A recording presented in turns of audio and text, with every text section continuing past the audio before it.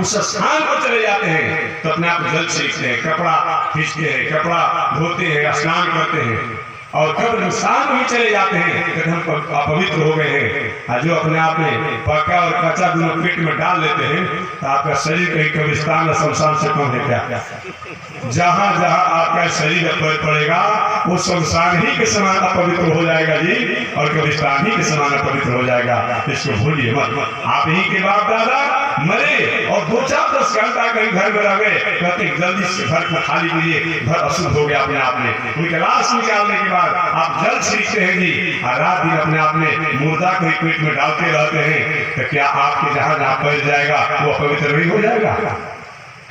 अपवित्र नहीं होगा। कैसा अपने आप धर्म, किस प्रकार का धर्म? इसलिए धर्म का मतलब होता है कि आत्मा प्रतिकूलानी परेशान न समाचरित, वह आचरण, वह व्यवहार जो आपके लिए प्रतिकूल हो, आपने निंदित हो, दूसरे के साथ मत करें। दूसरा उदाहरण, आपकी बेटी बहू के प्रति किसी की निगाहें गलत होती है, आपके मन में क्षोभ होता है कि हमारी प्रतिष्ठा से खिलवाड़ कर रहा है, तो दूसरे के साथ भी वैसे दूसरे की बेटी बहू के प्रति आपकी गलत निगाहें न हो, इसी का नाम धर्म है। तीसरा उदाहरण, आप किसी दुकान पर गए और कहीं आपको सामान खरीदना था, आपने 100 रुपया का लिस्ट दुकानदार को दे दिया।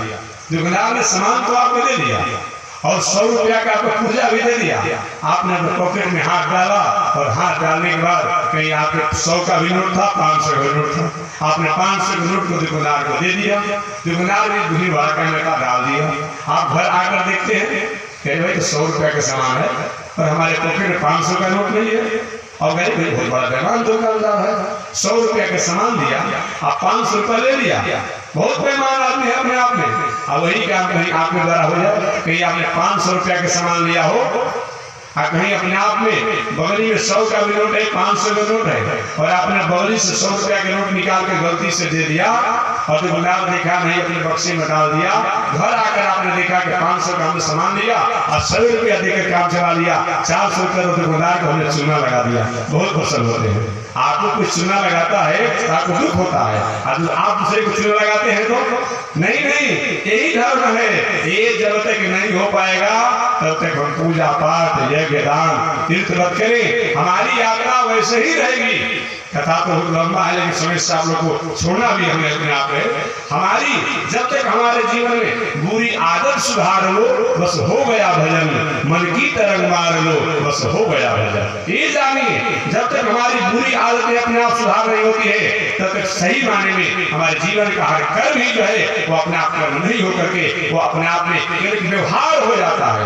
लेकिन हमारे जीवन में जो भी त्रुटियां हो, जो भी बुराइयां हो, जो भी खामियां हो, उसको अपने आप में अगर हमने ठीक कर लिया तो हर व्यवहार, हर कर्म हमारे लिए साधना हो जाता है, हमारे लिए योग हो जाता है, हमारे लिए आराधना हो जाता है। इस बातों को आपको ध्यान देना पड़ेगा। इसलिए मैं निवेदन करना चाह रहा हूं अपने आप में कि हमारा खान पान, रहन सहन ये जब तक ठीक नहीं होगा तब तक सही माने में जो कुछ भी हम करते हैं वो अपने आप में व्यवहार हो जाएगा, वो कोई मतलब नहीं रखता है। एक पौराणिक कथा कह दे, कल मैं सदर साई कथा को विस्तार से बताऊंगा, लेकिन आज मैं पुनः कल में बताऊंगा कि अवश्य भोक्तव्यम कृतम कर्म शुभाशुभम, निश्चित रूप में अपने किए हुए कर्मों का फल ही हमें शुभ और अशुभ स्वरूप में प्राप्त होता है। सदर कसाई के माध्यम से कल मैं विस्तार से बताऊंगा। आज इसकी पुष्टि मैं कर दूं, आज इस कथा की मैं पुष्टि अपने आप करूं कि हमारा खान पान, रहन सहन, उठन बैठन अगर ठीक नहीं है तो हमारा जीवन की यात्रा वही पर रुकी रह जाएगी। चाहे हम पूजा करें, पाठ करें, जप करें, दान करें, जो भी करते हैं केवल एक व्यवहार हो जाएगा, वो अपने आप में तो हमारे लिए वो जीवन का काम नहीं होगा। एक पौराणिक कथा में सुनाकर वाणी को विराम दे दूंगा। मथुरा में एक पंडा बाबा रहते थे। पंडा बाबा अच्छे थे, मथुरा के पंडा बाबा, लेकिन उनको भांग खाने का बहुत बड़ा शौक था। भांग बहुत खाते थे पंडा बाबा, और एक बार भांग के नशा में इतने मगरूर हो गए कि अपने स्थिति में हो गए। जाड़ा का समय था, जाड़ा के समय में अपने आप घर में आप इसका समय होगा 4:45-5 बजे अपने आप के भूल जाता। पंडा बाबा का घर जो था जमुना उस पार था।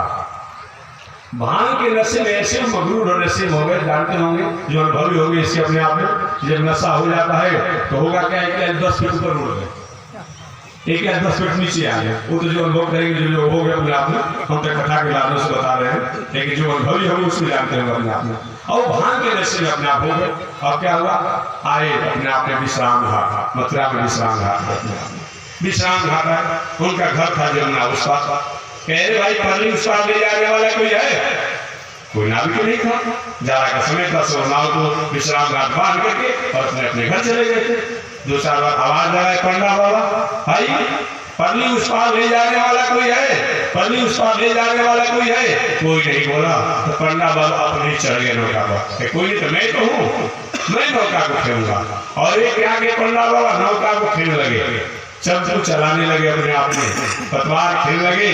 और शाम को सायंकाल 5 बजे नौका पर बैठे थे, अब प्रातः काल 5 बज गया, 12 घंटा लग गया जमुना पार करने में। अब अपने आप में प्रातः काल हुआ, कुछ कोलाहल हो रहा था आसपास। अरे भाई ये कौन घाट है? लोगों ने कहा बाबा इस घाट का नाम विश्राम घाट है। अच्छा विश्राम घाट? अरे विश्राम घाट तो मैं सायंकाल 5 बजे अपने आप नौका पर बैठा था, क्या मेरी नौका विश्राम घाट से आगे नहीं बढ़ी क्या अभी तक? मैं विश्राम घाट पर हूँ। एक व्यक्ति ने कहा महाराज एक सुबह शाम के बाद छोड़ दीजिए और शाम सुबह के बाद छोड़ दीजिए, आपका जीवन बीत जाएगा नौका खेते खेते, लेकिन आपकी नौका विश्राम घाट से आगे नहीं बढ़ेगी। तो पंडा बाबा ने कहा क्या मैं नौका नहीं खेल रहा हूँ? क्या मैं नौका नहीं खेल रहा हूँ? लोगों ने कहा महाराज नौका तो आप खेल रहे हैं, लेकिन भांग के नशे में मगरूर होने के कारण आपने नौका जिस खूंटी की रस्सी में बांधी हुई है उस रस्सी को आपने नहीं खोला है। और जब तक रस्सी नहीं खुलेगी तब तक आपकी नौका वही विश्राम घाट पर ही रुकी रह जाएगी। ये पंडा बाबा की कथा नहीं है, ये मथुरा के पंडा बाबा की कथा नहीं है, ये हम संसार के लोगों की कथा है।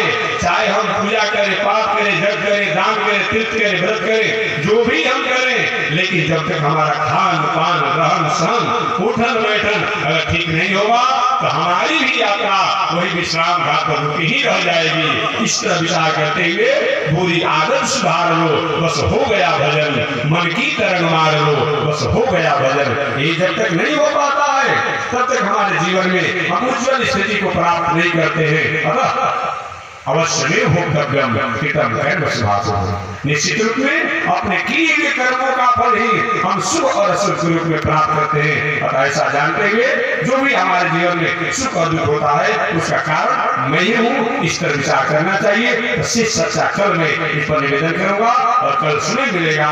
याद अगर हमें ख्याल हो तो मैं कल सदर के साहित्य कथा को बताऊंगा कि अपने किए कर्मों का फल किस तरह हम और आपको प्राप्त होता है। आज इसी के साथ वाणी विराम। एक बार भगवान का नाम ले, आगे परमात्मा की जय शिक्षा।